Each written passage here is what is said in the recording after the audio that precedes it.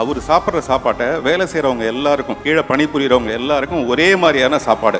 நீங்கள் வந்து மாதம் 10 லட்ச ரூபாய் சம்பளம் கொடுத்தீங்கன்னா கூட அது பெரிய ஈடாகாது. ஆனால் எல்லாருக்கும் ஒரே மாதிரி, அவர் என்ன சாப்பிட்றாரோ அதே மாதிரி வந்தவொடனே சாப்பிடுங்கன்னு அவரே எடுத்து சர்வ் பண்ணுவார். முதல்ல பிரமாதமான சாப்பாடுங்கிறது நான் எப்போ சாப்பிட்டேன்னா, நான் இந்த மாதிரி சாப்பாட்டுக்கு திண்டாடிட்டு இருந்து சினிமாக்குள்ளே போய் பாக்யராஜ் செட் அசிஸ்டண்டாக சேர்ந்ததுக்கு அப்புறமேல தாஜ் ஹோட்டலில் எங்கேயோ ஒரு ஹோட்டலில் ஃபர்ஸ்ட் டைம் புஃபேன்னு ஒன்று பார்க்குறேன். அது வரைக்கும் நான் அப்படி ஒன்று பார்த்தது கிடையாது. வீட்டில் ஏதோ ரசம், தேங்காய் சட்னி இந்த லெவலில் தான் நான் இருந்தவன். நான் புஃபேயோட சிஸ்டம் என்னன்னு எனக்கு தெரியாது. அங்கே போனோன்னே வரிசையாக அந்த குண்டு குண்டான அந்த பாத்திரங்கள்லாம் இருக்கு. ஒரு பிளேட் கொடுத்தாங்க. நான் என்ன பண்ணேன்னா, அந்த பிளேட்டை எடுத்துட்டு இன்னொரு தடவை அந்த வந்து எடுக்க முடியும்னு எனக்கு தெரியாது. ஒரே ஒரு தடவை பிளேட் கொடுப்பாங்க. ஒரே தடவை நம்ம எல்லாத்தையும் அள்ளினும் போல இருக்குன்ட்டு அந்த பிளேட்ல எல்லாத்தையும் எடுத்து பிரியாணி, தயிர் சாதம், ஊறுகாய், சட்னி, குருமா, பரோட்டா எல்லாத்தையும் வச்சு ஒரு பிளேட்ல நான் எவனையும் பார்க்கல, சுத்தி முத்தி எவனையும் பார்க்கல. அது பசி, ஆதங்கம். முதல்ல இப்படி ஒரு சாப்பாடை பார்க்குறோம், மறுபடியும் கிடைக்குமான்னு தெரியாது. உருளைக்கிழங்கு எல்லாத்தையும் வச்சுட்டு ஒரு பரங்கி மலை மாதிரி ஆயிடுச்சு அந்த தட்டு.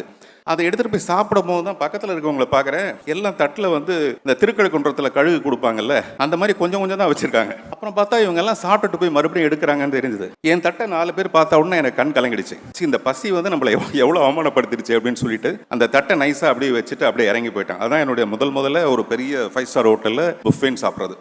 அந்த மாதிரி நான் இவரை சந்திச்சதுக்கு அப்புறமேல இந்த இடத்துக்கு வந்து அந்த ராஜாவோட உணவு எப்படி இருக்கும்ன்றது இங்கே வந்ததுக்கு அப்புறம் தான் எனக்கு தெரிஞ்சுது.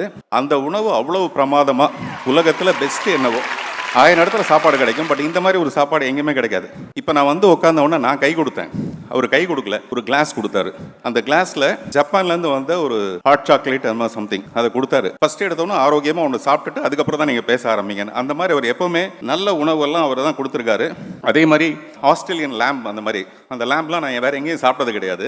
ஆஸ்திரேலியன் லேம்ப்லேருந்து லேம்போகனி வரைக்கும், அதாவது ஈட்டுறது ஓட்டுறது எல்லாமே பெஸ்ட்டுங்கிறது என்ன உண்டோ அது பூரா அவர் தான் செய்வார், அல்லது அவர்கிட்ட தான் நம்ம கற்றுக்கலாம். அதில் ரொம்ப ஸ்பெஷலான ஒரு விஷயம் என்னன்னா, அவர் சாப்பிட்ற சாப்பாட்டை வேலை செய்கிறவங்க எல்லாருக்கும், கீழே பணிபுரியறவங்க எல்லாருக்கும் ஒரே மாதிரியான சாப்பாடு.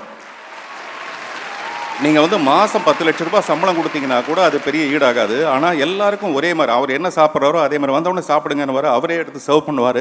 அப்போ தான் நான் அவர் ஒரு ராஜாவா, அவர் சாப்பிட்ற சாப்பாட்டை வேலை செய்கிறவங்க எல்லாருக்கும், கீழே பணிபுரியறவங்க எல்லாருக்கும் ஒரே மாதிரியான சாப்பாடு. நீங்கள் வந்து மாதம் 10 லட்ச ரூபாய் சம்பளம் கொடுத்தீங்கன்னா கூட அது பெரிய ஈடாகாது. ஆனால் எல்லாருக்கும் ஒரே மாதிரி, அவர் என்ன சாப்பிட்றாரோ அதே மாதிரி வந்தவொடனே சாப்பிடுங்கன்னு அவரே எடுத்து சர்வ் பண்ணுவார். முதல்ல பிரமாதமான சாப்பாடுங்கிறது நான் எப்போ சாப்பிட்டேன்னா, நான் இந்த மாதிரி சாப்பாட்டுக்கு திண்டாடிட்டு இருந்து சினிமாக்குள்ளே போய் பாக்யராஜ் செட் அசிஸ்டண்டாக சேர்ந்ததுக்கு அப்புறமேல தாஜ் ஹோட்டலில் எங்கேயோ ஒரு ஹோட்டலில் ஃபர்ஸ்ட் டைம் புஃபேன்னு ஒன்று பார்க்குறேன். அது வரைக்கும் நான் அப்படி ஒன்று பார்த்தது கிடையாது. வீட்டில் ஏதோ ரசம், தேங்காய் சட்னி இந்த லெவலில் தான் நான் இருந்தவன். நான் புஃபேயோட சிஸ்டம் என்னன்னு எனக்கு தெரியாது. அங்கே போனோன்னே வரிசையாக அந்த குண்டு குண்டான அந்த பாத்திரங்கள்லாம் இருக்கு. ஒரு பிளேட் கொடுத்தாங்க. நான் என்ன பண்ணேன்னா, அந்த பிளேட்டை எடுத்துட்டு இன்னொரு தடவை அந்த வந்து எடுக்க முடியும்னு எனக்கு தெரியாது.